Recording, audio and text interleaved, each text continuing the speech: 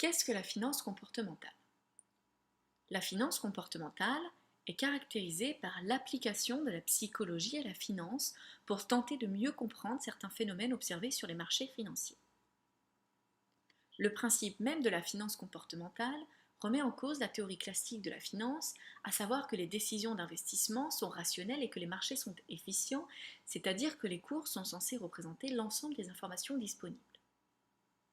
La finance comportementale va donc mettre en avant les situations dans lesquelles le marché n'est pas rationnel, n'est pas efficient, et essaiera d'en expliquer les raisons par la psychologie des intervenants.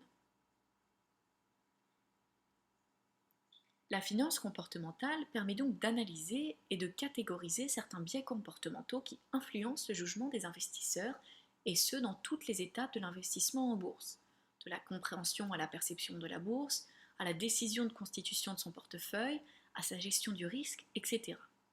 Cette méthode permet d'établir un pont entre la psychologie individuelle et les comportements agrégés des marchés. L'intérêt de la finance comportementale est donc d'avoir une meilleure compréhension de la façon dont les investisseurs peuvent être influencés, de la dimension psychologique des cycles de marché, mais aussi de mieux analyser son propre comportement et d'être conscient des biais qui affectent le plus vos propres décisions d'investissement pour les corriger au maximum en appliquant des stratégies qui en tiennent compte. Parmi les comportements les plus documentés, on peut citer à titre d'exemple des biais cognitifs, des biais émotionnels ou encore des biais sociaux, voire des préférences en matière de risque.